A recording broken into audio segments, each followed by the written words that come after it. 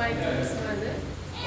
I think starting she was also very little bit scared of that one, and later on she started showing interest. First we pushed a lot her in that. Later on she started herself doing, and in between suddenly she wanted to stop it.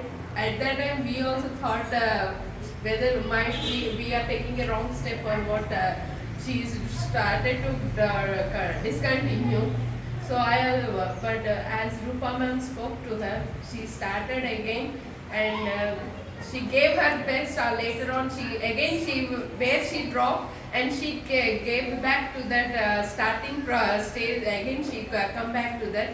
I felt okay. Whatever I have done, it's okay. She's giving her best, no sir. So and that creativeness also has increased in her way. That I felt very so happy. Okay, I am not given her any wrong step. She is doing her best. So thank you for first of all to thanks a lot to Rupa ma'am. Why? Because she has given what she spoke to her. I don't know that one, but we are seeing that whether I feel in my mind that she has not to drop her. She don't want. I don't want to discontinue that one, because I know it will help in her future. I know that one for competitive exams and all.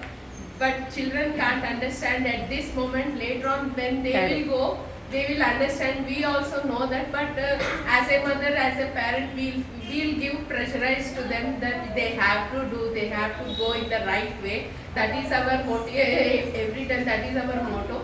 So as a teachers, as a parent, both of the teachers, I really thankful to them that giving the right path to the children. So thank you so much, and Hema, because Hema ma'am also has supported a lot in her, because when she got fractured 1 month, that time she continued, she left everything, she forgot everything, again she gave her back that one.